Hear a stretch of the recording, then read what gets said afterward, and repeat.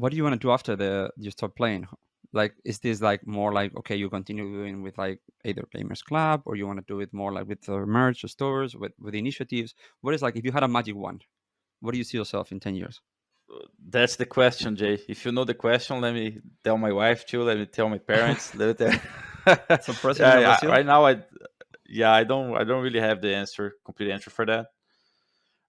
Sometimes I feel the itch of maybe going for a coach career and really helping other teams to succeed and getting wins. But at the same time, coaching will be complicated because it's kind of the same life I live right now, where I don't have to stay. I can't stay at home too much. So that's basically what makes it hard for me to really go this path. Secondarily, I really like streaming. I really like creating content and being in touch with people. So streaming is pretty cool because I could stay at home. So that's something I think about it. And the third one is, which doesn't necessarily has to be one or another, but I really like the teaching part of the game and games academy thing, like all those things where I can develop new people. I'm really fascinated about it. I have a lot of knowledge that I really know how to pass along. Like I know which things can make people better, and that's basically how I started long ago. And maybe when I finish, I can get back to it.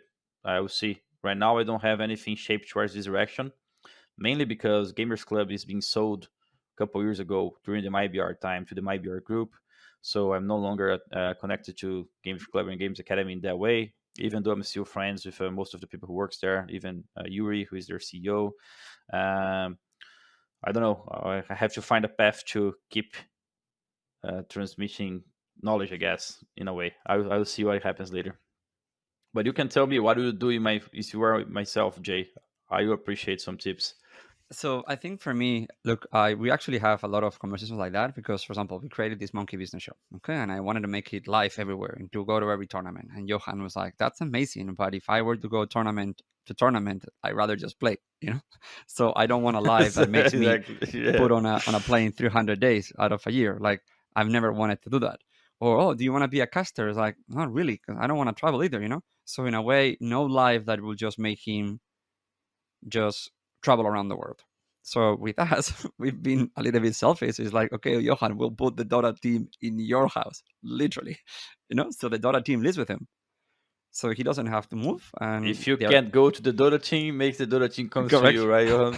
Yeah, I like that. I like that. Maybe I can coach.